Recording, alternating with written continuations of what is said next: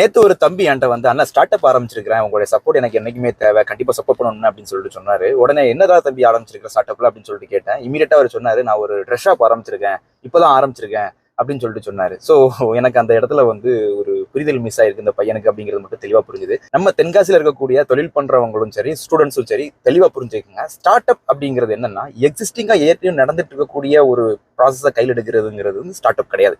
Start அப்ங்கிறது ஒரு இன்னோவேஷனை கையில் எடுக்கணும், ஒரு ப்ராப்ளமை கையில் எடுக்கணும். அந்த ப்ராப்ளமுக்காக நாம வந்து ஒரு எம்இபி பில்டு பண்ணணும். அந்த எம்இபிக்காக உங்களுடைய ஆர்என்டி உள்ள கொண்டு வரணும்.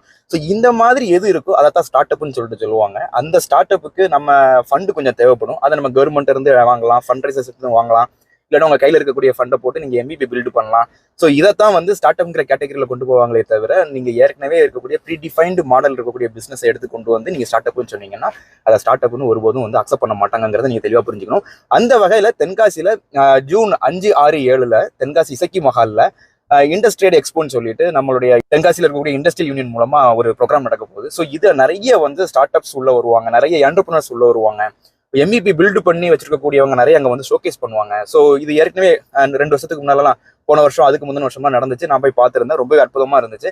ஸோ அதுல நீங்க யாரும் ஸ்டால் போடணும் போடலாம். நீங்க உங்களுக்கு ஏதாவது எம்பிபி எப்படி பில்டு பண்ணணும்னு தெரியல அப்படின்னு சொல்லியாச்சா நீங்க அங்கே போய் பார்க்கும்போது உங்களுக்கு ஐடியா கிடைக்கும்.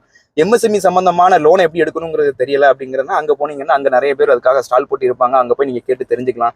நிறைய ப்ரோக்ராம்ஸ் நடக்கும். அதை நீங்க அந்த அட்டன் பண்றது மூலமா உங்களுக்கு வந்து ஒரு பிசினஸ் பத்தியான ஒரு கிளாரிட்டியான ஒரு டீடைல் உங்களுக்கு கிடைக்கும். இது மற்ற மாவட்டங்கள்ல லேசில் நடக்கிற காரியம் கிடையாது. நம்ம மாவட்டங்கள்ல தொடர்ந்து 3 வருஷமா நடக்க போகுது. ஸோ இதை நீங்க பயன்படுத்திக்கங்க. தென்காசி மாவட்டத்துல தொழில் முனைவோர்களும் சரி, ப்ரொடக்ஷன் ஃபேக்டரி கிரியேட் பண்ணக்கூடிய தொழில் முனைவோர்களும் சரி, ஸ்டார்ட் அப் கிரியேட் பண்றவங்களும் சரி அதிகமா வரணும் அப்படிங்கிறதா நம்மளுடைய ரெக்வஸ்ட். பழைய வீடியோக்குள்ளே நம்ம அதான் சொல்லிட்டு வரோம். இந்த எக்ஸ்போவை மறக்காம பயன்படுத்துங்க. ஜூன் 5, 6, 7 இசக்கி மஹால்ல மறந்துடாதீங்க.